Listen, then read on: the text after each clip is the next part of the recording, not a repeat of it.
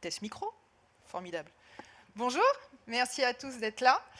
Donc on va commencer, on a encore quelques retardataires, mais ils vont nous rejoindre en cours de route. Je vous remercie déjà tous d'être présents avec nous sur cet événement Nice 2. Donc je vais vous présenter rapidement le déroulé de cette matinée. Et puis après, voilà, nos intervenants et notre partenaire Cyberwings vont prendre le relais et moi-même sur la présentation Nice 2. Donc on va commencer du coup par vous présenter donc les grandes bases de Nice 2. Quelles perspectives pour nos organisations. Il y aura différents axes qui vont vous être présentés avec les différents intervenants. À midi, on va vous proposer une visite du campus cyber, qui vous sera commentée par du coup des intervenants du campus. Vous pourrez aller visiter des étages, découvrir les différents espaces dédiés à la cybersécurité. Et puis ensuite, à midi et demi, on va transformer un petit peu cet espace en cocktail. On pourra retrouver nos différents partenaires qui nous accompagnent sur cet événement et avec qui vous pourrez échanger lors du cocktail. Donc voilà, des partenaires que je vous présenterai au cours du slide et qui seront après à votre disposition sur la suite de l'événement. Attendez, il faut qu'on appuie sur des boutons. Mais j'ai mon super régisseur qui va faire quelque chose. Voilà, super. Donc on va commencer du coup sur Nice 2. Qu'est-ce que c'est? Voilà, le but, c'est un petit peu de vous éclairer sur les grands piliers que sont Nice 2. On va aborder à la fois les aspects un peu juridiques, un peu plus techniques après par la suite. Vous aurez également pendant cette session une partie de questions-réponses. Donc n'hésitez pas, pendant la diffusion des slides, à prendre quelques notes sur 2-3 questions que vous avez en tête. Vous pourrez les poser, il y aura un moment dans notre présentation, vous pourrez poser toutes vos questions et du coup, les différents intervenants pourront vous répondre. Voilà, le but, c'est de vous apporter un maximum d'infos, de vous éclairer sur le côté un peu obscur que peut être Nice 2 pour certains d'entre vous, et que vous repartiez avec des vrais clés pour vous aider dans l'harmonisation de votre cybersécurité. Donc on va commencer déjà par se présenter. Nous, le groupe Artemis, on se connaît, nombreux de nos clients nous ont rejoints sur cet événement, on vous en remercie. Artemis, donc 35 ans d'existence, c'est un groupe indépendant, on a toujours travaillé sur les métiers de l'infrastructure, on est très présent à travers toutes nos entités sur l'ensemble de votre système d'information, et ce depuis de nombreuses années.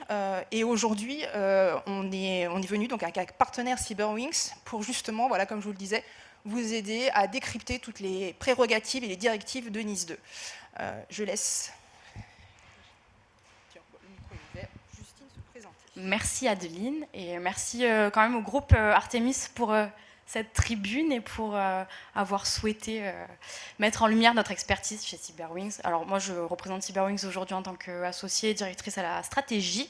Et pour vous parler rapidement de Cyberwings, c'est un cabinet indépendant de hacking éthique et de management de l'information stratégique. On travaille depuis 23 ans dans le milieu de la sécurité. On travaille essentiellement grâce au bouche à oreille et à la prescription de certains de nos partenaires, dont Artemis, Arcatem, Altup, etc. Et voilà, donc 23 ans, on est reconnu dans le secteur pour notre positionnement qui est très spécifique, pour notre ADN, donc qui est celle du hacking éthique.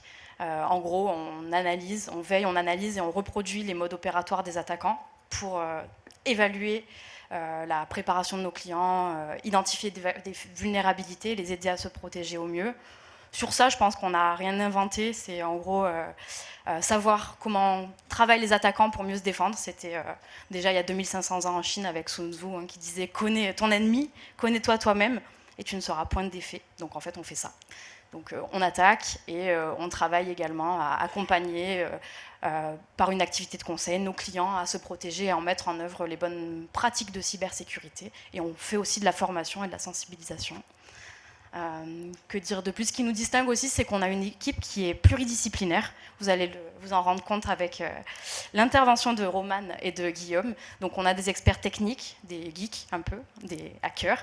On a aussi des experts en intelligence économique, en géopolitique, des avocats.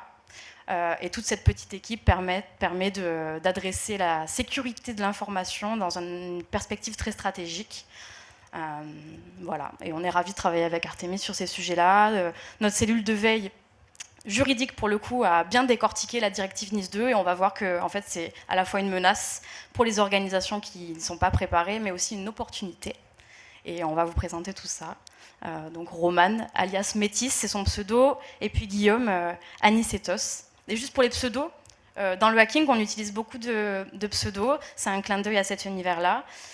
C'est aussi une façon de gommer les distinctions d'origine, de sexe, d'âge, et pour se focaliser sur la compétence, essentiellement, puisqu'on travaille beaucoup à distance, donc on voit le pseudo, on voit la compétence et c'est tout. Et puis c'est une façon de démontrer aussi les mesures de sécurité qu'on s'applique à nous-mêmes, puisque nos clients, nos partenaires, nous-mêmes, nos experts sont pseudonymisés, on anonymise tout, on ne donne pas de référence, et voilà. On commence par se sécuriser soi-même avant de sécuriser les autres. Merci.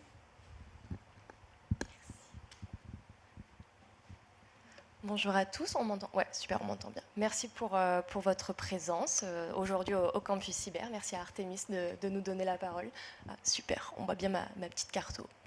J'y reviendrai plus tard, mais je trouvais intéressant de vous l'afficher en même temps que mon discours, ça pourra vous éclairer. Donc voilà, je travaille, donc je suis Romane, ça fait à peu près 2 ans que je suis chez Cyberwings aujourd'hui, pardon, un peu plus près. Donc je suis au département Business Development et donc voilà, je suis ravie de pouvoir vous parler de ce sujet de NIS2. Je ne sais pas si récemment vous avez vu passer sur LinkedIn, sur tous les réseaux X et Y, il y a beaucoup de webinaires, de conférences qui portent sur NIS2. Mais moi, mon objectif aujourd'hui, c'est de vous offrir une vision plus singulière, plus stratégique, hein, on espère un peu différente. Et donc voilà. C'est pour ça que finalement, c'est le département Business Development qui s'occupe de cette présentation. Puisque de mon côté, je n'ai pas du tout un background technique. On a des hackers, mais comme le disait Justine, on a aussi des analystes.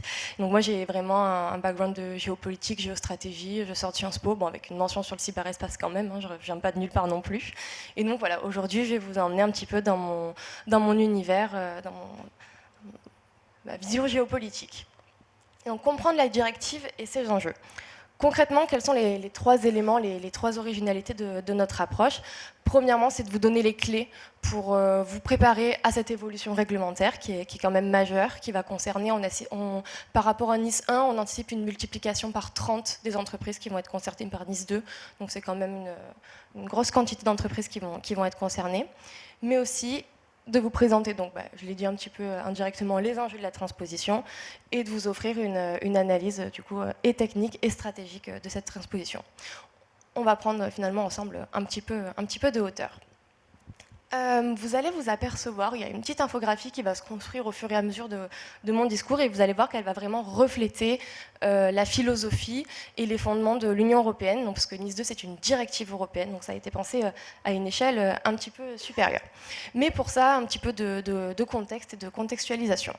En 2015-2016, l'Union européenne se rend compte que chaque État a des politiques de cybersécurité qui sont fragmentées, pas du tout harmonisées. Et donc, c'est ce qu'on a voulu représenter sur cette cartographie. Alors, Je teste le petit laser, trop bien, ça marche. Donc on a représenté plein de petits cercles voilà, complètement séparés, de tailles différentes, de couleurs différentes. Ça montre vraiment cet éclatement et le fait qu'on ait chaque État un petit peu sa propre vision de la cybersécurité.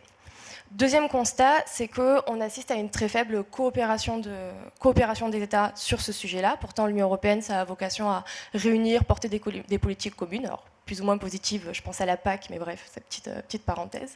Mais voilà, donc on s'est dit, pourquoi pas harmoniser un petit peu tout ça et proposer voilà, une régulation commune sur la cybersécurité.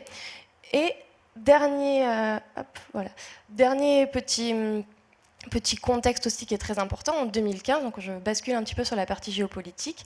2015 en France et en Europe, c'est l'année où on a eu beaucoup d'attentats, c'est le développement de Daesh, c'est aussi en France une attaque massive qui a eu lieu sur TV5 Monde avec le défaçage. Donc un petit peu, on est dans ce contexte où on se rend compte qu'on est vulnérable d'un point de vue de cybersécurité sur tous les périmètres et les périphériques. Et donc voilà, on essaye de réfléchir à tout ça. Et dernier élément aussi, en France, en 2014, donc un an avant, on s'engage avec l'opération Barkhane au Mali. Et donc forcément, ça ne plaît pas forcément aux activistes qui sont dans la région. Et donc ça motive un petit peu les attaques et de cibler l'Europe en particulier sur ce périmètre-là. Donc face à tout ça, l'UE se positionne un petit peu comme autorité harmonisatrice et régulatrice, et donc on décide de réfléchir à un premier texte. Donc toutes les petites bulles vont s'assembler et vont devenir un grand cercle, et donc c'est la naissance de Nice 1, qui est un événement quand même majeur. Donc elle est adoptée au niveau de l'Union européenne le 16 juillet 2016, et elle sera rentrée en droit français un peu plus d'un an et demi plus tard, en février 2018. L'objectif principal de Nice, donc comme je l'ai dit, c'est vraiment d'harmoniser, d'avoir une politique commune et surtout d'élever d'un cran le niveau de sécurité. Par exemple, quelles sont les premières mesures qui sont imposées par Nice 1 ? Ça va être la création des OSE, les opérateurs de services essentiels, mais aussi on va obliger chaque État à avoir une agence nationale qui centralise un petit peu tout ça. Donc en France, on a l'ANSSI, et pour une fois, on est en avance, puisque l'ANSSI, ça a été créé en 2009. Donc on était en avance, et c'est plutôt positif. Pourtant, en fait, dès l'été 2019, donc pareil, un an et demi après, cette même organisation qu'est l'ANSSI, elle anticipe un petit peu une évolution, une révision ambitieuse de Nice 1. Et donc, on arrive, on anticipe cette révision et on commence à penser déjà Nice 2, qui va se concrétiser le 10 novembre 2022. Nice 2, Kesako. Concrètement, qu'est-ce que ça veut dire, quoi, comment, pourquoi. Avant de rentrer un petit peu dans le détail, pareil, je pense que c'est toujours important de contextualiser les événements. Et ce qu'il faut savoir, c'est que donc déjà depuis 2019, on commence à réfléchir au texte, etc. Mais il y a un événement majeur en 2022 qui vient un petit peu bouleverser et accélérer la rédaction du texte. C'est l'invasion russe en Ukraine. À ce moment-là, tous les chercheurs, les spécialistes, on imagine que ça va être un conflit où les attaques cyber vont être vraiment à leur apogée. Ça va être le premier exemple de la cyberguerre moderne, et on pense que ça va être une des armes principales, et donc c'est pour ça qu'on se dit qu'il faut impérativement se protéger, surtout que la France soutient l'Ukraine, etc. Donc la Russie a toujours attaqué un petit peu les acteurs. Donc voilà, on essaie de se motiver à avoir une politique commune et à élever le niveau de sécurité. Et voilà, j'ai mon écran. Hop. Je suis désolée, j'ai mon écran qui s'est verrouillé. Hop. Hop, voilà, c'est un peu mieux. Donc voilà, donc il faut garder ça un petit peu à l'esprit. Donc on est un petit peu dans ce contexte, et ce qui va accélérer la création de Nice 2. Donc l'objectif affiché, clairement, c'est de s'endurcir. Et comment est-ce qu'on va y arriver ? Premièrement, on multiplie le nombre d'entités qui vont être concernées par cette nouvelle régulation. Sur ma slide, vous pouvez voir, là ici en doré, c'est les secteurs qui sont concernés par Nice 1, et en blanc, c'est les nouveaux secteurs qui sont concernés par Nice 2. Et ce qu'on voit en secteur un petit peu nouveau et auquel on ne s'y attendait pas, c'est surtout, premièrement, tout ce qui va être administration publique, qui vont être soumis maintenant à la directive. Et après, l'industrie, la recherche, les fournisseurs numériques, etc. Donc on a vraiment une grande quantité de secteurs d'activité qui vont être concernés par Nice 2. Et également, quelle est la nouveauté aussi de Nice 2 ? C'est qu'on va introduire des sanctions qui sont beaucoup plus importantes. des sanctions qui sont complètement multiples, administratives, pénales. La responsabilité des RSSI maintenant va pouvoir être engagée et être poursuivie au pénal s'il y a des manquements qui sont avérés. Donc voilà, c'est quand même une grande nouveauté par rapport à Nice 1. Et aussi des sanctions indirectes un peu plus commerciales, c'est-à-dire que si vous n'êtes pas conforme à Nice 2, potentiellement vous allez être exclu d'appels d'offres, de relations commerciales, partenariales, etc. Donc il faut aussi réfléchir à avoir ça un petit peu dans le coin de sa tête, c'est que d'un point de vue tout simplement du business, ça peut être un frein plus ou moins important. Voilà, et dernier élément, on assiste à la création de ce qu'on appelle les entités essentielles et les entités importantes, qui sont, vous pouvez voir ici. Et c'est vrai que ça peut être un petit peu compliqué de savoir si on est concerné ou pas. Donc on a essayé d'apporter un petit peu des éléments de réponse. Donc les entités essentielles seront exclusivement donc, des entités qui sont couvertes sur le secteur Nice 2, mais qui sont surtout soit un nombre d'employés de plus de 250 employés ou un chiffre d'affaires de 50 millions d'euros. Et les entreprises moyennes, donc c'est 50 employés ou un CA de 10 millions d'euros. Et voilà, donc entité essentielle uniquement les grandes entreprises, c'est ce que j'ai montré un petit peu là-bas, et les entités importantes pourront être et des moyennes et des grandes entreprises. Donc on constate que c'est pas forcément très clair, et en fait on a pour le moment pas beaucoup plus d'éléments, puisque le texte n'a pas encore été retranscrit en droit français, et c'est cette retranscription qui va donner beaucoup plus d'éléments de compréhension. Donc voilà pour le moment un petit peu où on en est. On assiste quand même à une véritable redéfinition des mécanismes de régulation, surtout par l'introduction donc, de ces sanctions qui sont beaucoup plus importantes, qui vont obliger les entreprises à devoir se mettre au credo, heureusement, malheureusement. Donc voilà un petit peu ce que je pouvais vous dire, pour Nice 2. Et maintenant, donc, je vous propose de rentrer donc, sur cette partie d'analyse un peu plus stratégique, parce que les changements imposés par Nice 2 sont vraiment majeurs. Et dans notre perspective, la manière dont on a construit cette présentation, c'est que cette loi est tellement importante qu'il va falloir convaincre vos directions, emmener vos collaborateurs, vos directions avec vous, pour leur faire comprendre à quel point cette régulation elle est importante, qu'il faut s'en emparer sérieusement, rapidement, mais aussi, pourquoi pas, si on anticipe assez, en faire un élément à part entière de la stratégie et que ça devienne vraiment un véritable élément de différenciation commerciale, d'argument de vente, j'ai noté exactement. Donc voilà. Ça peut être aussi un aspect positif. Voilà. Il faut toujours essayer de prendre un petit peu ces normes et d'en faire un avantage compétitif, on va dire. Dernier élément, qu'est-ce que je m'étais noté? Voilà. Bon, non, mais c'était tout ce que je voulais vous signifier. Hop. Je vous emmène un petit peu avec moi donc, dans cet univers, dans cette analyse stratégique, et on va faire un petit peu de droit européen. Je vais essayer d'être la plus simple possible, c'est un petit peu complexe, donc voilà, on va vous livrer un peu notre analyse. Je voudrais vous préciser aussi ici donc, deux choses. Premièrement, le contexte de création de Nice 2, qui, comment, et aussi faire un petit focus du coup sur la force du droit européen sur nos organisations. Et là, on va un petit peu passer... Hop, donc, slide. Hop là, et on va un petit peu basculer sur la carto. Alors désolé, je jongle sur 3 écrans différents, donc j'espère que, hop, on va y arriver.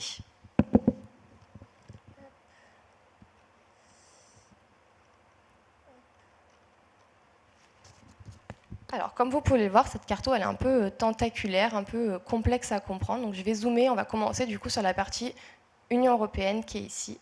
Hop.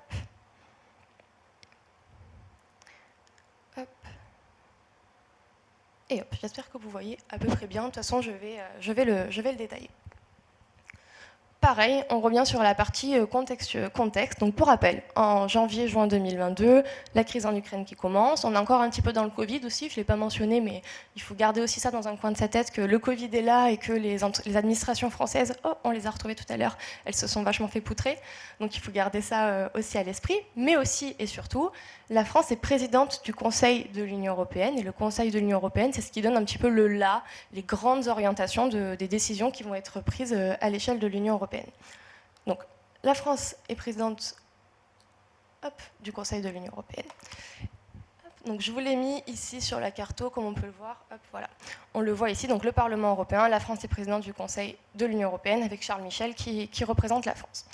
Au sein du Parlement européen, c'est le comité Industrie, Recherche et Énergie, donc le comité ITRE, qui a réfléchi au texte et qui a rédigé le texte. Donc, on vous a identifié à l'intérieur du comité ITRE tous les acteurs français qui ont participé à cette rédaction de Nice 2.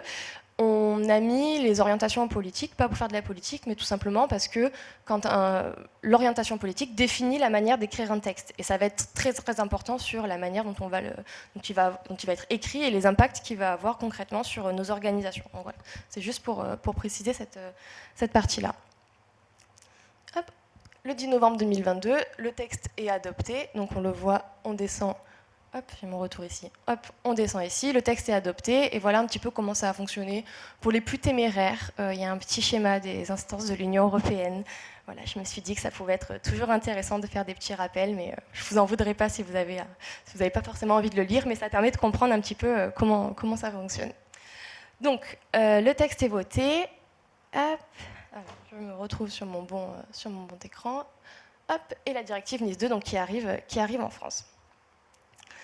Donc, je vous ai expliqué le qui, le comment, et maintenant, on arrive du coup sur concrètement le droit européen.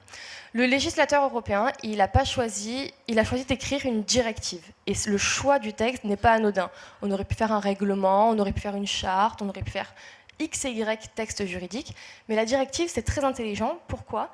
Tout simplement parce que ça donne les grandes orientations, et après, on laisse les États choisir comment est-ce qu'on concrétise ces grandes orientations. Donc, attention, restez avec moi. Le principe de primauté dit que le droit européen, je schématise, pardon s'il y a des juristes dans la salle, le droit européen est supérieur au droit français. Mais la transposition fait qu'on va avoir des éléments importants qui vont nous apporter des éléments supplémentaires pour comprendre le texte. Donc, même en vertu du principe de primauté, le droit européen supérieur au droit français, la transposition va être très importante. C'est pour ça qu'il faut la suivre. Mais, c'est du droit européen, il y a toujours un mais, il y a ce qu'on appelle le principe d'effet direct. Et là, attention, je ne vous perds pas, c'est très important pour vous, parce que même si le texte n'est pas transposé à la deadline qui est octobre 2024, c'est demain, on sait tous dans nos entreprises à quel point ça arrive vite, le texte prendra quand même effet et vous pourrez quand même être sanctionné si vous ne le respectez pas. J'entends les petits rires dans la salle. Bienvenue dans le droit européen. Donc voilà, c'était un petit peu compliqué, mais c'était quelque chose qu'on voulait vous expliquer. Donc, la transposition est très importante puisqu'elle va expliciter le texte européen. On va comprendre comment est-ce qu'on va pouvoir concrétiser les grandes orientations qui sont annoncées. Mais même si les JO prennent le pas et que le législateur dit « Oh, on ne va pas le transposer, on n'a pas trop le temps, ça sera pour décembre, etc. » Ben, ça s'appliquera quand même et vous n'aurez pas d'informations et vous pourrez quand même être poursuivi. On se rappelle les sanctions pénales, administratives, etc. Vous pourrez quand même être poursuivi si vous ne respectez pas Nice 2. Voilà un petit peu le topo. J'espère ne pas avoir fait trop peur. Mais c'est important de le garder à l'esprit. Ok, on a fini avec le droit européen. On va passer maintenant sur le principe de transposition. Le texte passe de l'Union européenne, il arrive dans les mains du législateur du droit français. Hop. Hop. Je fais une petite frise chronologique pour que ce soit plus simple, parce que je vais revenir à la carto et c'est pas drôle.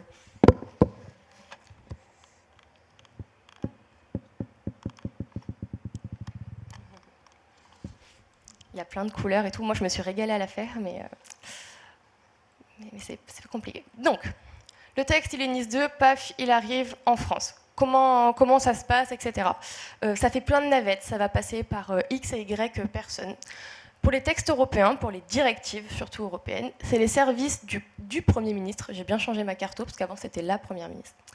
Du Premier ministre, donc ça va être soit le secrétariat général du gouvernement, soit le secrétariat général des affaires européennes qui va récupérer le texte. Mais lui, juste, il récupère et il choisit à qui il va le redonner ensuite. Et il va le redonner à l'ANSSI, qui est un des services du Premier ministre. Et vous pouvez le voir ici sur la carto. Donc, mes deux secrétariats, service du Premier ministre, tac, tac, tac, tac, tac, on arrive. C'est l'ANSSI. L'ANSSI qui est rattachée au service du Premier ministre. Attention, je vous avais dit que c'était compliqué. L'ANSSI, elle récupère le texte, elle le réécrit, elle l'adapte, etc. Et le projet, c'est pas l'ANSSI qui le porte, parce que l'ANSSI, c'est pas un ministère, c'est Bercy, donc le ministère de l'économie, donc ça a encore changé de nom, ministère de l'économie, des finances et de la souveraineté industrielle et numérique, qui va juste récupérer le texte et le porter à l'Assemblée nationale pour le voter. Et récemment, pareil, c'est un petit peu changé et elle est venue tout à l'heure. C'est, je pense, Madame Marina Ferrari, qui est secrétaire d'État chargée du numérique, qui, je pense, sera chargée du dossier. Mais pareil, on peut mettre pour le moment que des hypothèses, mais on a identifié quand même certains acteurs. Donc le projet est récupéré par Bercy et il va être récupéré par une commission au sein de l'Assemblée nationale. Parce qu'il y a beaucoup de députés en France, c'est compliqué, donc ils se divisent un petit peu les tâches. On avait des commissions qui étaient spécialisées sur l'éducation, sur l'agriculture, etc. Là, il y a une commission qui va récupérer le texte et qui va un petit peu le dépioter pour qu'il soit compréhensible. Pareil, on ne sait toujours pas qui va le récupérer. Est-ce que ça va être la commission des affaires européennes, la commission des lois, ou une commission spéciale qui sera créée pour l'occasion? On n'y croit pas trop vu l'intérêt porté du gouvernement là-dessus, mais on ne sait pas. Donc, c'est la commission qui va récupérer ce texte, qui va le discuter, émettre des amendements, etc., etc. Et ensuite, le texte va être adopté et transposé en droit français. Donc, si je reviens un petit peu sur ma carto, on en était là, l'ANSSI. À noter aussi, je ne l'ai pas souligné, mais je le vois sur ma petite carto, vous allez le voir ici. L'ANSSI a fait des consultations auprès des secteurs clés de l'économie française. Et donc, il y a certaines entreprises, donc on ne les a pas toutes identifiées, de toute façon, ça a été gardé secret, qui ont aussi apporté leur retour et leur contribution par secteur d'activité, donc l'énergie, le public, la santé, les banques, etc. Et qui ont donc fait des groupes de travail et qui ont eux aussi donné leurs apports sur le texte. Donc voilà, le texte est voté, mais c'est du droit français aussi, il y a toujours des petites exceptions. Donc potentiellement, le texte, il ne sera pas voté, soit il sera en 49.3, je pense que je ne vais pas détailler ce qu'est le 49.3, soit la commission peut aussi, de son côté, de manière, je ne vais pas dire arbitraire, mais voilà, discuter de son côté et choisir de décider d'approuver le texte sans vote, puisque c'est une délégation, on va dire, de députés qui sont représentants du peuple, et on estime qu'ils ont le droit de pouvoir faire passer le texte sans le faire voter par l'ensemble des groupes. Donc voilà un petit peu pourquoi c'est compliqué et pourquoi, quand vous posez des questions sur Nice 2, quoi, comment, pourquoi, des fois on n'a pas toujours les réponses. C'est parce que le texte il n'a pas encore été transposé. Et donc on voit à quel point ça peut être compliqué, toutes les mains par qui ça passe. Et donc voilà, c'est pas toujours facile d'apporter les réponses adéquates. Ah oui, et dernière chose, les décrets d'application. Parce que pareil, du droit français, c'est un peu compliqué. Une fois que la loi elle est adoptée, les décrets vont pouvoir donner vraiment les détails techniques des... Oui, je vous vois, monsieur, c'est compliqué. Hein. Mais je suis là pour tout vous expliquer. Et donc, voilà. Donc les décrets vont vraiment apporter tous les détails, etc., de savoir quel secteur, quoi, comment, pourquoi. Donc, voilà. Mais ça va arriver plus vite qu'on ne le croit. J'y reviendrai tout à l'heure. Les personnes à suivre, parce que, tout simplement... On a parlé de députés, et en fait, il y a des députés, j'ai lu les rapports des débats à l'Assemblée nationale. Il y en avait beaucoup. Et on a identifié pour vous les personnes à suivre, tout simplement pour avoir de l'information de première main et une information rapide et quand même sûre, on peut le dire. Donc voilà, on a identifié un petit peu pour vous les personnes clés. Alors, hop. Donc, Monsieur Philippe Latombe, qui est un député qui a porté beaucoup d'intérêt au texte. Anne Le Hénanf, pareil, qui est une députée qui a aussi beaucoup intervenu dans les commissions, etc., dans les discussions à l'Assemblée nationale. Monsieur Hugo Bernalicis, Éric Bottonnel, oui, je vois bien, voilà. Donc voilà, plein d'acteurs intéressants. Vous pouvez suivre sur X, sur LinkedIn, sur Thread maintenant, si vous êtes un peu à la page des réseaux sociaux, et qui pourront, au cours des débats, et vous transmettre une information de première main. Et quand on voit l'importance du texte et à quel point c'est compliqué, ça peut être utile de juste suivre quelques personnes qui, par leur poste, etc., vont pouvoir vous apporter une information que vous pourrez transmettre à vos directions, qui, elles, n'auront pas le temps, sûrement, de suivre tout ça. Donc ça peut être, du coup, un très bon argument. Dernière chose, le calendrier. Comme je le disais tout à l'heure, c'est un enjeu un petit peu beaucoup très important. Pareil, une petite chronologie pour que ça soit beaucoup plus rapide. Donc, novembre 2022, le texte est adopté. Février 2024, c'est aujourd'hui. Et ensuite, on a un truc super qui va arriver à Paris. Pour vous, les Parisiens, bon courage. Ça va être les JO d'été à Paris. Donc, ils vont prendre 2 mois, même ça commence le 26 juillet. Bon, on va dire juillet, août. C'est pas à ce moment-là que le texte sera transposé. On sera concentré sur d'autres éléments. Septembre 2024, la rentrée politique, avec des thématiques chaudes de l'actualité. C'est sûrement à ce moment-là qu'on va revenir sur les débats sur l'éducation. Donc Nice 2, clairement, on va pas s'en préoccuper. L'agriculture aussi, c'est possible que ça revienne sur le tas, entre guillemets. Et la deadline, qui est le 17 octobre 2024. Donc, ah oui, et dernière chose aussi qui est très importante, je reviens sur l'Union européenne, j'aime bien l'Union européenne. Il y a les élections européennes, allez voter, en juin 2024, qui sont très importantes. On a beaucoup de mobilisation en ce moment, enfin, je ne sais pas si vous voyez sur les réseaux sociaux, etc. C'est des élections qui sont très importantes. Les personnes qui sont investies militent beaucoup dedans. Et donc, ça va prendre une part, je pense, très importante dans le débat public et politique. Et donc, c'est peut-être pas forcément à ce moment-là non plus que Nice 2 va être transposé. Donc, qu'est-ce qui reste ? Il reste avril, mai, juin. Donc, en fait, la transposition, potentiellement, c'est littéralement demain. Parce que concrètement, là, quand on regarde le calendrier, je ne sais pas à quel moment ils vont pouvoir prendre le temps de discuter le texte, de le voter en bonne et due forme. Bon, bien sûr, 49.3, toujours possible, mais peu probable. Donc voilà, donc, finalement, ça arrive plus tôt que prévu, et donc il faut quand même se mettre un petit peu à la page. Et pour vous accompagner, hop, tiens Adeline, je t'ai mis des petits warnings. Voilà, elle m'a mis ça en rouge, elle avait peur que je m'endorme. J'étais à deux doigts que ça clignote. Du coup, voilà, nous, on a également voulu se caler sur ce calendrier politique voilà, pour accompagner nos clients sur cette transposition Nice 2. Du coup, autour d'événements, donc le premier événement auquel vous êtes là aujourd'hui, donc au campus cyber qui du coup marque le démarrage de toute cette année pour nous. Un second événement se fera au mois de juin, en Normandie, pour accompagner également nos clients normands et bretons dans aussi cette transposition. En plus, juin nous permettra, comme disait Romane, d'avoir des informations complémentaires puisqu'on aura déjà avancé dans la transposition de Nice 2. Donc voilà, le but est du coup à chaque fois de vous apporter des informations complémentaires. Et on terminera nos événements en octobre 2024, donc à Marseille, puisqu'on est également présent sur le bassin méditerranéen, pour un espèce de point final, une espèce de revue de tout ce qui s'est passé sur cette année, de l'ensemble des directives Nice 2, et puis pour voir ensemble, est-ce qu'on est prêt, à ce qui nous attend, et est-ce que toutes les bonnes solutions ont été mises en place, et ça clôturera, nous, notre aventure Nice 2 avec nos clients à ce moment-là. J'ai oublié de mentionner un petit truc tout à l'heure, mais je pense que c'est important, donc je me permets d'y revenir. Quand j'ai parlé des députés tout à l'heure, en fait, ce qu'il faut savoir, c'est que Nice 2, l'article 14, crée ce qu'on appelle le groupe de coopération Nice. Ça va être un groupe de partage d'informations sur les dernières vulnérabilités, sur X et Y informations en lien avec le numérique et le cyber. Et donc, ces membres du groupe de coopération, il va y avoir des membres de l'ENISA, donc qui est un petit peu l'ANSSI à l'échelle de l'Union européenne pour schématiser, avec pareil les acteurs français qu'on a identifiés, mais aussi il va y avoir des représentants des États membres. Et donc, en toute logique, pourquoi pas ne pas envoyer les personnes qui ont travaillé sur le texte et qui y portent concrètement de l'intérêt. Et comme tout à l'heure, vous avez vu que Nice 2 est anticipé dès 2019, potentiellement, ils anticipent déjà Nice 3. Pardon, je ne voulais pas vous faire peur.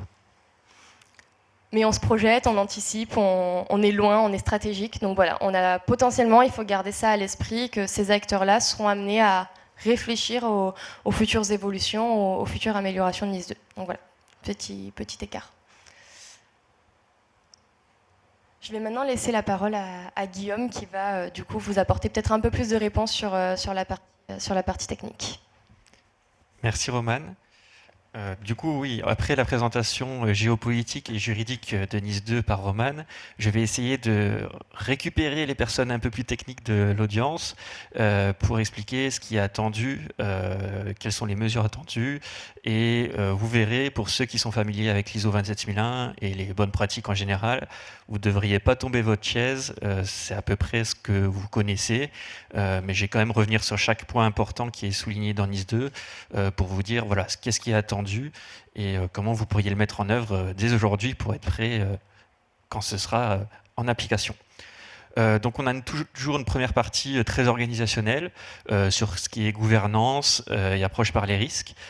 Donc on va vous demander de faire une politique de sécurité. Pour faire cette politique, il va falloir analyser quelles sont les exigences de vos parties intéressées. Donc c'est vos clients, vos partenaires, vos salariés. définir des objectifs stratégiques sur la sécurité. Donc pour ça, vous allez devoir vous appuyer sur quels sont vos objectifs globaux. Est-ce que vous voulez aller à l'étranger? Est-ce que vous souhaitez sortir un nouveau produit? Et intégrer ces objectifs-là dans vos objectifs de sécurité. Une fois qu'on a cette politique, on sait où on va et pourquoi est-ce qu'on fait de la sécurité, et on va pouvoir mettre en place une organisation autour de cette sécurité. Donc il va falloir désigner des personnes qui vont s'en occuper, donc c'est tout ce qui est RSSI, équipe de sécurité numérique, définir les responsabilités, qui fait quoi, et on va intégrer dans cette organisation tout le monde, tous les collaborateurs et la direction qui doit être sponsor et mobiliser les équipes sur ces thématiques-là. D'ailleurs, on l'a vu, les directions peuvent être sanctionnées si elles n'ont pas mis en place NIS 2, et notamment si elles n'ont pas sensibilisé leurs collaborateurs. Donc on reviendra dessus tout à l'heure. Une fois qu'on a mis un peu en place cette organisation, il va falloir faire une appréciation des risques. Quels sont vos pires cauchemars et quelles seraient leurs conséquences? Conséquences sur l'image, juridiques, financières, organisationnelles. Et NIS 2 demande aussi à prendre en compte les conséquences sur les personnes. Donc par exemple, si vous faites, je sais pas, si vous êtes dans l'eau potable, vous allez prendre en compte les conséquences sur les personnes qui boivent votre eau. Une fois que vous avez défini vos pires cauchemars, vous allez vous demander comment est-ce qu'ils peuvent arriver. Donc pour faire ça, vous allez définir des scénarios, donc prendre en compte par où les attaquants pourraient passer dans votre système d'information, mais aussi dans votre écosystème. Donc il va falloir analyser vos contractants, savoir est-ce qu'ils ont mis en place la sécurité, comment la sécurité est prévue dans les contrats. Les contrats également avec des entités qui sont membres de votre organisation.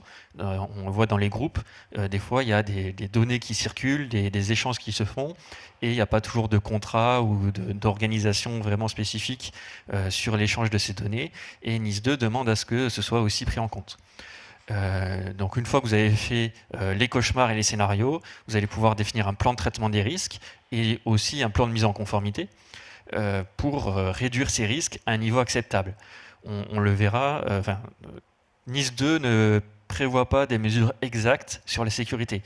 Ils ne vont pas vous dire vos mots de passe doivent faire 12 caractères, être changés tous les ans, etc. Non, le texte dit juste que les mesures doivent être adaptées au risque. Après, évidemment, il va falloir s'appuyer sur les guides publiés par l'ANSSI, les guides ISO, etc., pour les mettre en œuvre. Donc une fois que vous avez votre plan de traitement, vous allez devoir le mettre en œuvre. Donc ça va rejoindre toutes les mesures qui sont communément admises, sur la sécurité de la chaîne d'approvisionnement, faire la liste de vos contractants, les classifier éventuellement. On ne va pas mettre le même effort sur les contractants qui sont sensibles que des contractants qui sont beaucoup moins sensibles. Potentiellement faire des plans d'assurance sécurité, parce qu'il va falloir prouver à l'autorité qui va contrôler que vous avez mis en place des choses. Dans ces plans d'assurance sécurité, il y a tout ce qui est responsabilité, qui est-ce qui est responsable en cas d'incident, qui doit se mobiliser en premier, qui doit informer l'ANSSI d'une vulnérabilité ou d'un incident, parce que c'est aussi une obligation qui est passée dans la loi. Tout ce qui est gestion des actifs, donc une fois que vous avez inventorié vos contractants, il y a aussi tout ce qui est en interne, les classifier éventuellement aussi pour adapter les bonnes mesures de sécurité à tous ces actifs. La gestion des entités et des accès, ça c'est assez classique, tout ce qui est identification, savoir qui rentre dans votre système d'information, comment il s'authentifie, avec, dans tous les guides maintenant, l'authentification à facteurs multiples, peut-être aussi du passwordless. Alors pareil, ça c'est pas des obligations, mais c'est des mesures techniques qui vont facilement répondre à ces exigences. Les autorisations, tout ce qui est habilitation, faire des contrôles de vos comptes, etc. Ensuite, tout ce qui est maintien en condition opérationnelle de sécurité. La NIS dit bien qu'il faut faire ces mises à jour, gérer les vulnérabilités, savoir estimer quelles sont les conséquences de ces vulnérabilités. Vous allez devoir faire des rapports à l'ANSSI en cas de vulnérabilité significative. Alors pareil, on n'a pas la définition exacte de ce que c'est une vulnérabilité significative. On attend un petit peu la transposition, mais il va falloir mettre en place un processus pour évaluer ces vulnérabilités, quelles sont les conséquences et finalement, est-ce qu'elles ont pu être exploitées avant. Pour savoir si elles ont été exploitées, il faut du coup de la journalisation, de la supervision et une organisation pour gérer un incident ou une vulnérabilité avec comment est-ce qu'on a des logs, quelle organisation on a derrière, est-ce qu'on a des fiches réflexes en cas d'incident, est-ce qu'on est capable d'escalader jusqu'à la crise? La gestion de crise est bien citée dans NIS 2 également. Et du coup, est-ce que vous avez déjà fait des exercices de crise? Qu'est-ce que vous faites si demain vous avez un ransomware? Voilà, c'est des choses qui vont vous être demandées. C'est d'ailleurs, l'ANSSI a fait beaucoup de communication sur la gestion de crise ces derniers temps. Et on imagine que ça va être dans leur priorité de contrôle. Et du coup, la continuité qui est un peu en lien avec la gestion de crise, où forcément, on va vous demander des mesures de redondance, de résilience en cas d'incident de sécurité. Tac. Voilà. Donc, si on résume, finalement, tout ce que je vous ai dit là, c'est ce qu'on retrouve dans l'ISO 27001 et les systèmes de management de la sécurité de l'information. C'est toujours une approche basée sur les risques. Comme je l'ai dit, il n'y a pas de règles exactes, de checklist précise de toutes les mesures de sécurité. Il va falloir analyser les risques, voir qu'est-ce qui est nécessaire dans votre organisation et surtout pouvoir le justifier. C'est impossible d'avoir une sécurité à 100%, il y aura toujours des incidents. Le but, c'est que si jamais ça arrive, vous puissiez prouver est-ce que j'ai mis en place toutes les mesures proportionnées et acceptables pour gérer les risques. Voilà. Est-ce que j'ai bien sensibilisé tous mes collaborateurs? Est-ce que la direction était derrière moi et a mis les moyens pour faire de la sécurité? Et évidemment, si jamais vous êtes certifié ISO 27001, ce sera une preuve à votre dossier pour dire que vous étiez bien conforme avec NIS 2. Puisqu'en fait, si on est conforme ISO 27001, on est conforme à NIS 2. Aujourd'hui, c'est assez simple. Ces obligations concernent à la fois les entités essentielles et importantes. Il n'y a pas de différence. La seule différence qu'il va y avoir, c'est sur la gestion des risques. Donc on revient à l'évaluation des mesures de sécurité en fonction de votre contexte. Les entités essentielles pourront être contrôlées avant incident. Pour les entités importantes, c'est en cas de connaissance de non-conformité ou peut-être après un incident qu'il y aura potentiellement des contrôles. Voilà. On a encore quelques questions. Alors j'ai parlé de l'ANSSI parce que c'est ce qui est un peu pressenti sur qui va contrôler les organisations, mais on n'en est pas sûr encore. Donc oui, il reste à savoir qui va contrôler les organisations et quelle modalité exactement l'État français va apporter aux entreprises pour les aider à se mettre en conformité. Est-ce que l'ANSSI va publier de nouveaux guides, mettre en place des accompagnements?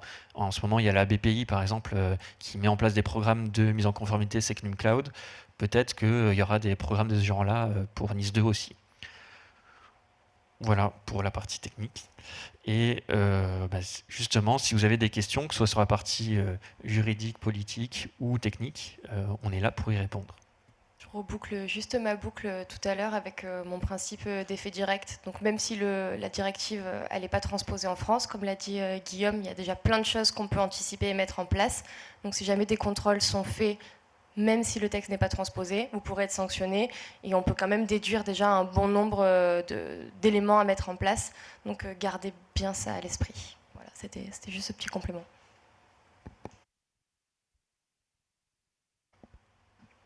Des questions?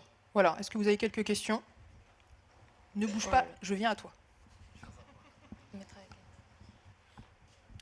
Bonjour. Bonjour. Je suis Reda, je suis de la société Accence. J'ai deux questions en fait. Ouais, Plus près. merci. J'ai deux questions. La première, c'est de dire, donc, il y a une échéance, donc on a compris que c'était demain. Il y a une sanction. Alors, on ne sait pas quoi encore, mais je pense que ça va se porter sur un pourcentage du chiffre d'affaires, sûrement. Mais du coup, on ne parle pas d'accompagnement. Parce qu'aujourd'hui, il y a des grandes entreprises qui vont pouvoir aller dans ce sens-là, du coup, aller apporter une réponse à NIS 2, mais on ne parle pas des petites entreprises, on ne parle pas de toutes ces entreprises qui n'ont pas les moyens, les ressources, et qui vont se prendre un mur. Et du coup, est-ce qu'il y a quelque chose de prévu pour les accompagner, ces entreprises ? Ça, c'est la première question. Et la deuxième question, elle est plus géopolitique. Vous en avez parlé, il y a les JO qui arrivent, il y a la position de la France sur le conflit en Ukraine et la Russie. La vraie question, c'est comment on va se faire défoncer. Et rapidement. Voilà. Et du coup, on va devoir lever, encore une fois, nos alertes, se mettre en alerte rouge. Pour combien de temps et comment? Et ça fait beaucoup de choses en même temps, je trouve. je peux commencer à répondre. Alors déjà, si c'est des toutes petites entreprises, a priori, elles ne seront pas concernées par NIS 2, puisqu'on a vu que c'était et le secteur et le chiffre d'affaires ou nombre d'employés. Donc a priori, les petites entreprises ne seront pas concernées, mais elles sont tout à fait, on peut tout à fait les accompagner. On y reviendra peut-être un peu tout à l'heure. Et sur ce qui est, je vais répondre juste sur la partie géopolitique. Oui, les dernières annonces présidentielles qui ont fait débat en ce moment, place directement la France dans une position sensible, sachant que les JO ont depuis 2008 toujours été un moyen pour les activistes, les groupes, les États de faire passer des messages. Donc parallèlement à la Russie, il y a d'autres conflits, ce qui se passe Israël, Gaza, etc. Donc bien sûr qu'il y a des acteurs qui vont profiter de cette scène internationale pour faire passer leurs messages. Et donc comment est-ce que Paris 2024 s'est préparé aux JO? J'espère qu'ils se sont bien préparés. Mais sur combien de temps par rapport aux JO, a priori, à partir du moment où les JO vont s'arrêter, en tout cas les attaques où les JO servent de relais devraient diminuer. Après, les acteurs russes sont...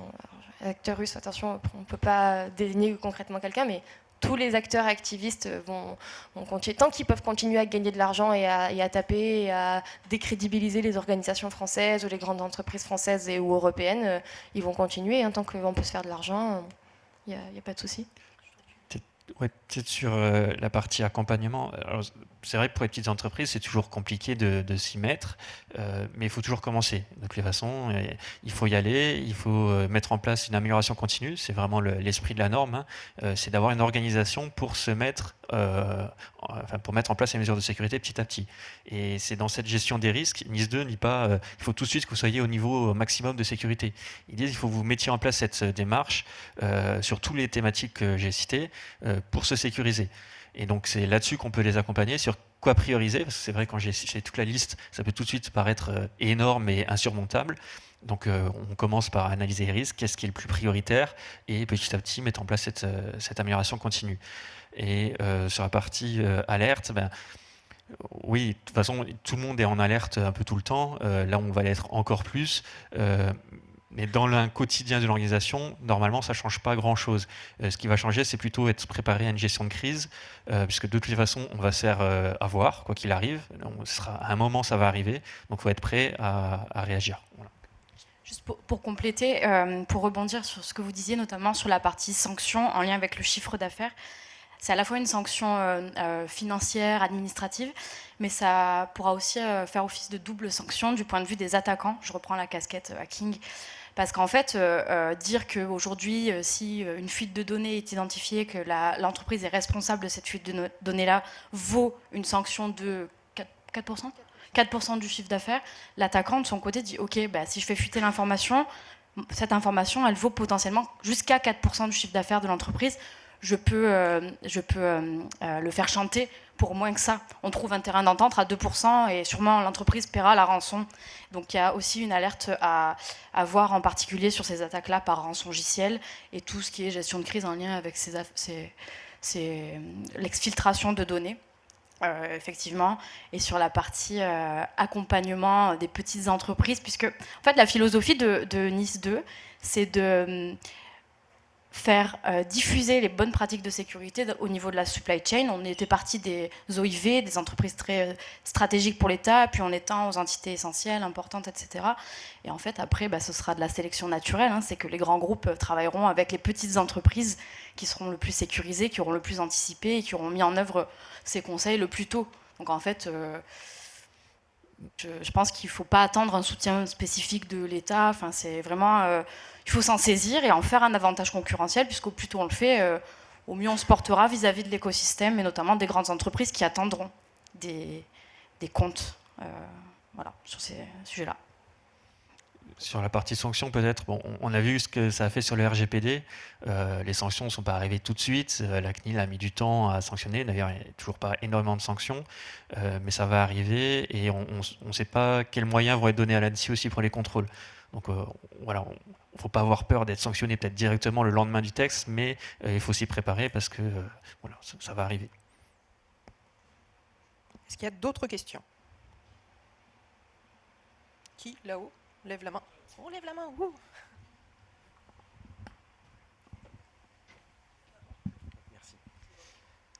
Bonjour, Bon, j'avais 2 questions, mais je vois qu'il y en a plusieurs qui attendent, donc je vais essayer d'être court.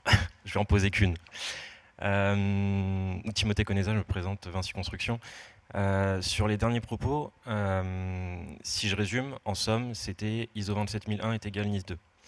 L'inverse est-il aussi vrai? Première question. Ouais, je pose des questions à l'intérieur de ma grosse question quand même. Deuxième question, si je résume du coup, je fais une mise en conformité ISO 27001, je suis conforme NIS 2. Pourquoi m'embêter dans ce cas-là à attendre la transposition et à regarder ce que NIS 2 fait si je fais une conformité ISO 27001? Alors, n'attendez pas, mettez-vous Bien sûr. directement à l'ISO 27001. C'est le meilleur conseil qu'on peut vous faire. NIS 2 n'est pas égal à ISO 27001 non plus, parce que dans NIS 2... Et pourtant, ce que vous avez dit. Oui, alors, dans un sens, ça va. C'est-à-dire, si on est conforme ISO 27001, on est conforme NIS 2. Par contre, l'inverse, si on est conforme à NIS 2, on n'est pas forcément conforme à tous les l'ISO 27001, parce qu'il y a quand même 110 mesures dans la 27002. On n'est pas obligé de toutes les prendre. Bon, c'est un peu compliqué. Mais du coup, on a des mesures supplémentaires dans l'ISO 27001 qui n'est pas dans NIS 2. Donc, Ok, voilà. Dans un sens, ça marche, dans l'autre, non. ça marche. Ça répond exactement à mon propos. Merci. D'autres questions? Oui. C'est bien, j'aurais fait mon nombre de pas, je vous remercie.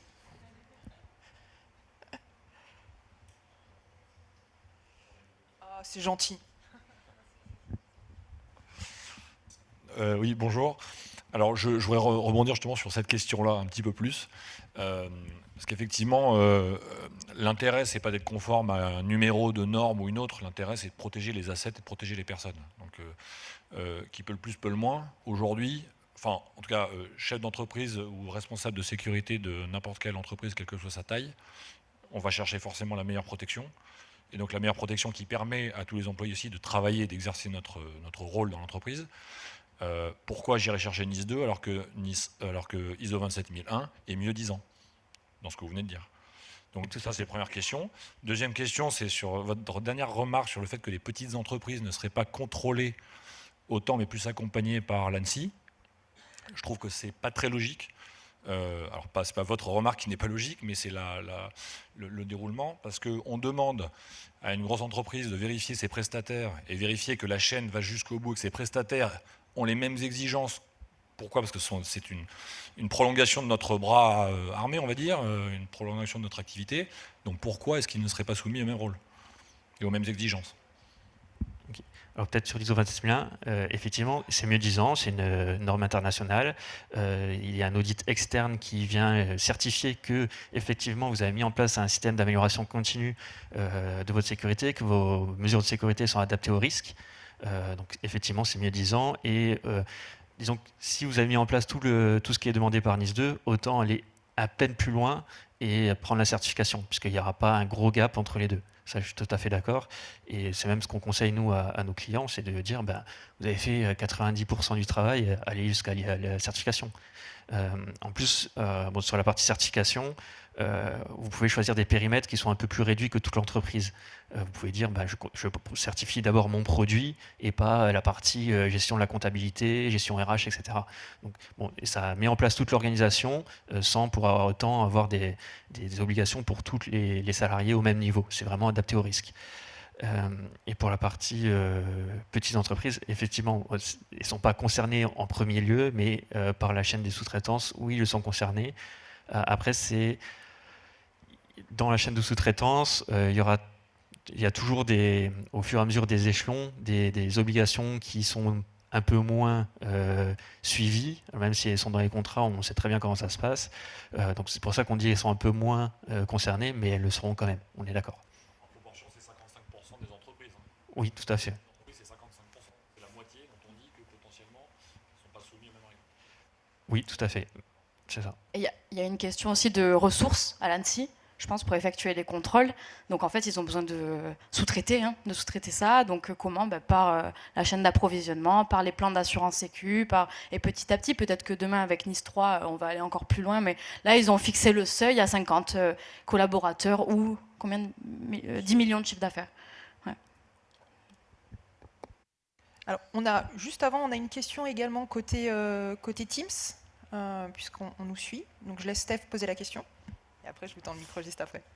Alors, j'espère que vous m'entendez. Nous avons une question de Christophe qui demande: existe-t-il un pendant de Nice 2 côté US et ailleurs dans le monde? Merci.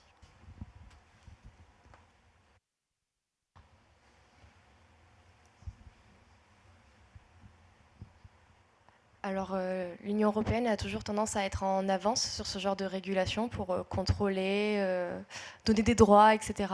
Donc, moi, à ma connaissance, il n'y a pas d'équivalent de Nice 2, ce qui est quand même assez novateur. Et puis, les États-Unis, c'est pas la même mentalité aussi. Donc, on est plus sur du libéralisme, etc. Donc, je ne pense pas que ce soit dans la... Pour le moment, peut-être que je ne suis pas une experte de la politique américaine, mais pour le moment, je ne pense pas que ce soit dans la volonté des Américains, et au vu de comment le développement de l'IA, etc., avance, je ne pense pas que ce soit dans les tiroirs. Il n'y a effectivement pas d'équivalent à ma connaissance non plus. Par contre, il y a beaucoup d'entreprises aux États-Unis qui travaillent avec le gouvernement et qui sont obligées de suivre les règles du NIST, notamment, pour se sécuriser. Donc, il n'y a pas d'équivalent américain, mais voilà, indirectement, ça marche un petit peu aussi pareil. C'est par les sous-traitants, on les oblige à faire certaines choses. Et voilà, comme le gouvernement travaille énormément avec les entreprises là-bas, ils sont obligés de suivre des règles de sécurité aussi. Dernier truc, toutes les entreprises internationales qui ont une filiale ou une maison en Europe devront être conformes NIS 2. Ça, c'est clair, net et précis, c'est-à-dire que... Voilà, donc voilà, n'importe quelle, à partir du moment où il y a une filiale sur le sol européen, l'entreprise, qu'elle soit américaine, taïwanaise, où vous voulez, elle sera obligatoirement conforme à NIS 2. Elle devra être conforme à NIS 2. Bonjour. Ahmed Bouguera, OPCO Santé, responsable infra à l'OPCO Santé. J'ai pas mal de questions, mes copains Artemis vont pas être étonnés, c'est l'habitude. Hein. Alors, la première, il y a quelque chose qui m'échappe. Je connais très peu d'organisations IT qui ne veulent pas mettre en place l'ISO 27001. Donc c'est une volonté, soit parce qu'on vend du service, soit parce que c'est voilà, un beau challenge dans un service IT. Si j'ai très bien compris, NIS 2 devient une obligation, peu importe la société, on est d'accord? Pas peu importe la société, mais si on rentre dans les critères, donc tout ce qui est services numériques, c'est dans les secteurs qui sont concernés par NIS 2. Si vous avez plus de 50 employés ou plus de 10 millions de chiffre d'affaires, vous êtes concerné et c'est une obligation. D'accord. Donc ça répond à la question 1 et 2 parce que justement, j'ai l'impression que c'est toujours pas clair les sociétés qui sont concernées, mais j'ai entendu parler plus de nature d'activité que de nombre d'employés. C'est aujourd'hui que j'apprends que c'est aussi concerné par nombre. Donc peu importe la nature de l'activité, si on dépasse les 50, c'est obligatoire. Non, pas peu importe. C'est parmi ces secteurs qui sont là, si on dépasse plus de 50 employés de 10 millions de chiffre d'affaires, on est concerné. Donc c'est un « et ». C'est un « et ». D'accord, ok. Et il y a un lien où on peut vérifier si on est concerné ou pas? Parce non, que... il faut regarder est-ce qu'on est a priori dans le secteur et dans la transposition, il y aura peut-être plus de détails sur est-ce qu'effectivement on est dans la liste ou pas. Je crois que l'ANSSI doit faire une liste des entités concernées. D'accord. Et toute dernière question, du coup, est-ce que les sociétés avec lesquelles on travaille, s'ils ne sont pas conformes, est-ce qu'on doit arrêter les contrats? Il y a des sanctions pour nous ou pour les autres? En fait, c'est comme le RGPD. Donc oui, s'ils ne respectent pas leurs obligations, forcément, ça vous met en risque aussi de ne pas respecter NIS 2. Donc voilà, si vos prestataires ne sont pas suffisamment sécurisés, vous risquez vous-même d'être responsable du fait d'avoir pris des prestataires qui n'étaient pas sécurisés. D'accord. Merci beaucoup. De rien. D'autres questions?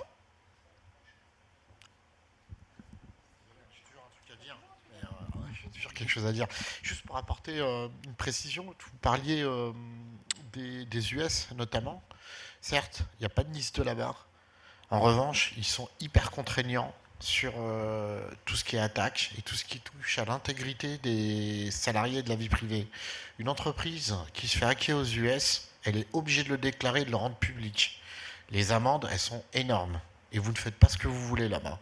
Donc, on n'a pas ça en France. même si Poupart a vraiment œuvré pour essayer justement de responsabiliser les entreprises et le gouvernement, ça n'a pas été le cas, alors qu'aux US, ils ont quand même une avance là-dessus. Ça, c'était une précision. Ensuite, on ne peut pas être tout sécure et imposer du jour au lendemain des règles sans avoir une démarche pragmatique. Nous, on travaille avec des partenaires qui sont des chaudronneries, qui sont des transporteurs, qui sont très loin du monde numérique au premier abord. Ces gens-là, ils sont hyper vulnérables. Nous, on le voit tous les jours. On se rend compte qu'ils se font hacker souvent, qu'ils se font prendre en otage leur boîte mail. On reçoit des mails de leur parce que c'est des petites boîtes de 10 personnes, on va dire, donc il n'y a pas de sécu. S'ils changent leur mot de passe une fois tous les ans, ben c'est bien. S'ils mettent du MFA, je crois qu'ils connaissent même pas le MFA. Et on travaille avec des entreprises qui sont un peu partout dans le monde, et c'est un vrai problème. Et on est obligé, nous, d'être vigilants à leur place. Parce qu'on fait, c'est qu'on les blacklist. Ils ne peuvent plus envoyer de mail, ils ne peuvent plus nous contacter, et c'est un vrai problème.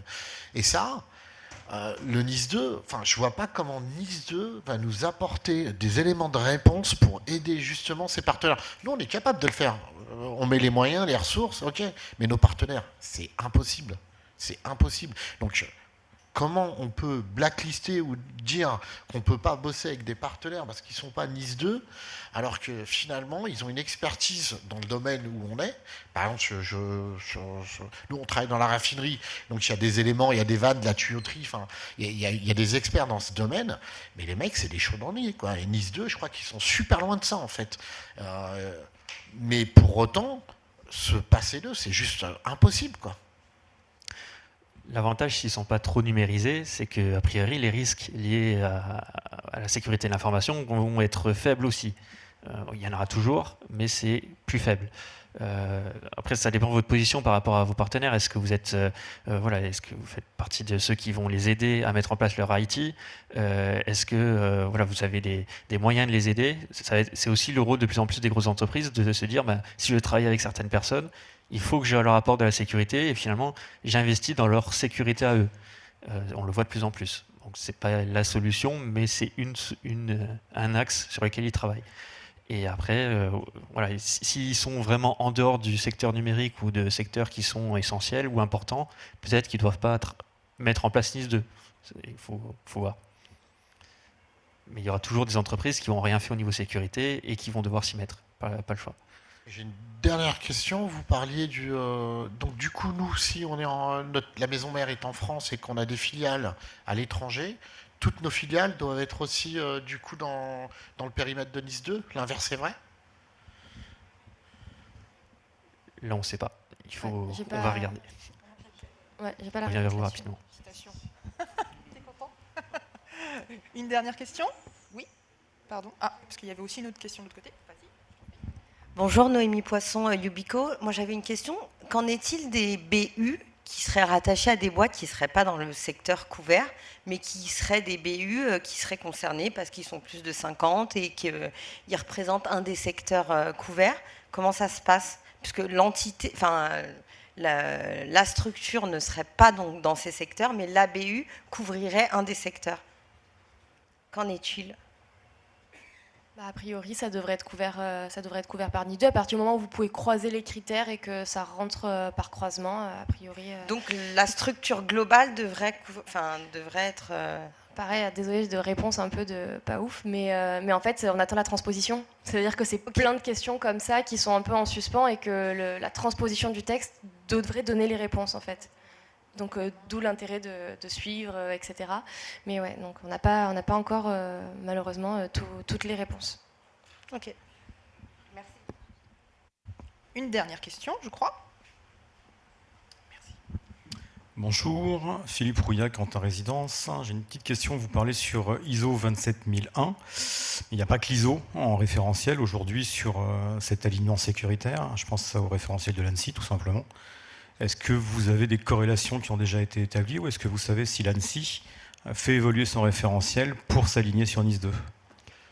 Oui, alors alors, c'est plutôt l'ANSSI qui va publier des guides de sécurisation qui vont permettre de mettre en place les mesures préconisées par NIS 2. Donc effectivement, on parle beaucoup ISO 27001 parce que c'est une norme internationale et on peut se faire certifier dessus. On ne peut pas se faire certifier ANSSI, par exemple. Mais de toutes les façons, oui, il faut suivre les guides que publie l'ANSSI. Et les premières choses qu'ils vont vérifier, c'est est-ce que, je ne sais pas, sur le contrôle d'accès, on suit le guide sur les contrôles d'accès publiés par l'ANSSI. Et dans ce guide-là, finalement, l'ANSSI ne réinvente pas la roue non plus. C'est aussi lié à l'ISO 27001. Il y a les mêmes recommandations qu'au NIST. Enfin, voilà, ça se ressemble beaucoup. Il y a peut-être des détails qui changent, mais les principes sont les mêmes. Donc oui, les guides ANSSI sont à suivre. Merci. Merci à vous. D'ailleurs, ils publient de plus en plus de guides en ce moment, sûrement en lien avec NIS 2. Vous avez encore des questions? Non, c'est bon? Bah écoutez, oui, on respecte le timing. On va continuer justement, parce que voilà, du coup, on a abordé un aspect très juridique et du coup les directives. Et du coup, voilà, la finalité de tout ça, c'est quoi mettre en face, quelles solutions. Et du coup, voilà, on va vous apporter aussi quelques réponses sur ces éléments-là. Donc, enfin, le mot qui va un petit peu résumer notre discours aujourd'hui, c'est l'anticipation des changements et de l'implémentation de ces changements. Donc, on a fait des petits résumés. Donc, plus on s'y prend tôt, mieux on se porte forcément. Plus on s'y prend tôt aussi, plus on a le loisir de choisir l'accompagnateur qui pourra nous accompagner sur le maximum de périmètre et sur le maximum de temps. Plus on prend du retard dans l'implémentation, moins les disponibilités en termes juste de jours et de calendrier seront disponibles. Donc voilà, plus on s'y prend tôt, plus on peut s'assurer que notre prestataire pourra nous accompagner et qu'on pourra choisir surtout le prestataire qui nous plaît et qui pourra couvrir, donc je me répète, le maximum de périmètre. Et enfin, dernier élément, bien sûr, s'il y a de l'anticipation, il y a de l'optimisation du budget, forcément, parce qu'on peut lisser les charges. Donc plus on s'y prend tôt, plus on optimise son budget et surtout, on valorise sa mise en conformité. Et si on anticipe, on peut en faire, comme je l'ai déjà dit, un argument de vente, un élément stratégique de différenciation sur votre marché, sur vos marchés. Donc voilà un petit peu tous les éléments qu'on voulait, ce qui résume un petit peu tous nos propos. Et le mot-clé, j'ai envie de dire, c'est vraiment anticipation, adaptation. Et du coup, je laisse la parole à... Juste pour terminer, comme on n'aime pas trop, avec Adeline, pointer des difficultés sans proposer des solutions ou en tout cas une démarche, on a travaillé sur une première étape, une première offre finalement, pour commencer à adresser cette question de NIS pour les organisations qui ne se seraient pas encore posé la question, notamment de ISO et des autres guides et référentiels. Donc en fait, on propose un diagnostic, un cyberdiagnostic qui permet d'évaluer l'écart entre votre existant aujourd'hui donc dans les organisations et les attendus de NIS 2. Donc en fait, on s'appuie sur tout l'état de l'art défensif, ISO, les guides de l'ANSSI, puisqu'on a eu la question, de la CNIL aussi, voilà. Et aussi des modes, l'état de l'art offensif, puisqu'on rajoute un petit peu de ce qu'on sait sur le périmètre, disons, cybercriminel. On fait cette analyse d'écart-là, et ensuite on vous donne un niveau de positionnement par rapport aux attentes, un plan d'action. Et un plan d'action, un plan d'assurance cyber, qui vous permettra éventuellement d'aller questionner vos propres prestataires, clients, sur justement eux, ce qu'ils ont mis en place pour savoir en fait quel niveau de risque vous avez par rapport à eux. Donc ces plans d'assurance cyber, on va vous les demander dans tous les cas, quand vous répondez à des appels d'offres ou quand vous entamez une discussion avec un partenaire. Il y aura aussi des investisseurs qui vont vous poser les questions, des assureurs qui vont vous poser les questions, des banques. Voilà.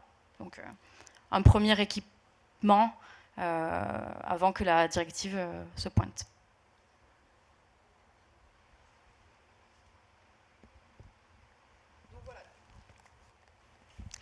Voilà, du coup, on rebondit sur aujourd'hui les partenaires qui nous accompagnent. On vous a tous présenté du coup les grands piliers, les premières directives qui sont un petit peu brossées sur la norme NIS 2.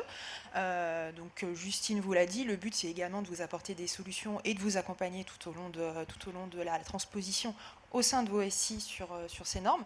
Donc on est venu aujourd'hui avec des partenaires qui, un petit peu au regard des différents piliers que vous retrouvez sur NIS 2, sont capables de vous apporter à chaque fois des solutions, à chaque fois techniques et bien précises sur une problématique NIS 2.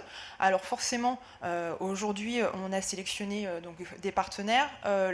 Comme je vous l'ai dit, la genèse de notre accompagnement sur NIS 2, ça va être sur les différents événements de vous proposer à chaque fois d'autres partenaires et d'autres solutions.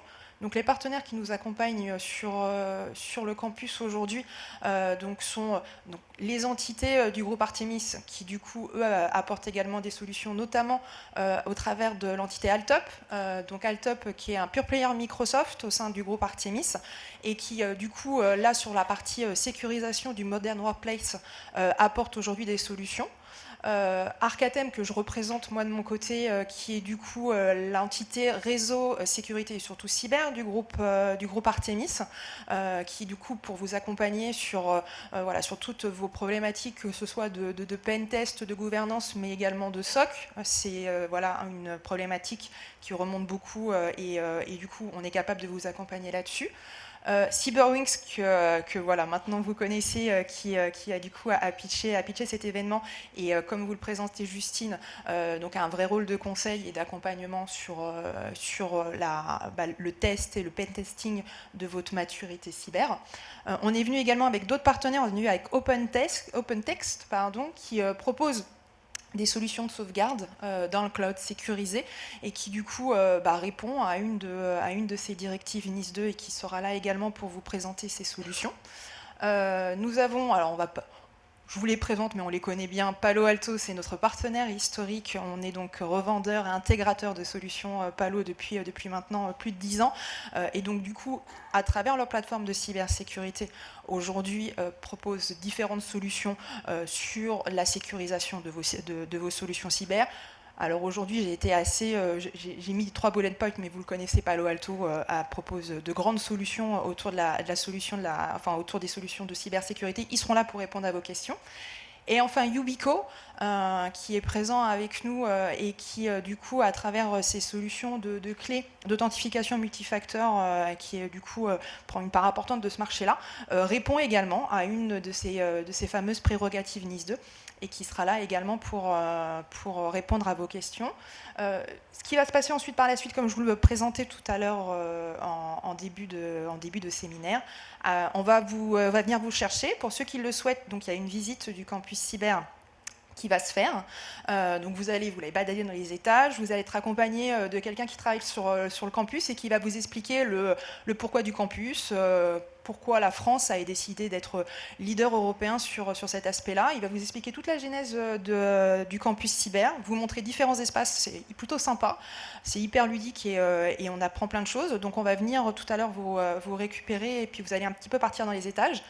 Nous, pendant ce temps-là, on va se mettre en branle-bas de combat et on va vous créer ensuite, du coup, autour d'un cocktail déjeunatoire, des espaces où vous allez retrouver nos partenaires et avec qui vous allez pouvoir échanger de manière un petit peu plus confidentielle, un petit peu plus privilégiée sur vos problématiques. Ils seront à votre disposition donc juste après la visite du campus et jusqu'à 14h pour qu'après chacun retourne vaquer à ses occupations. Merci beaucoup.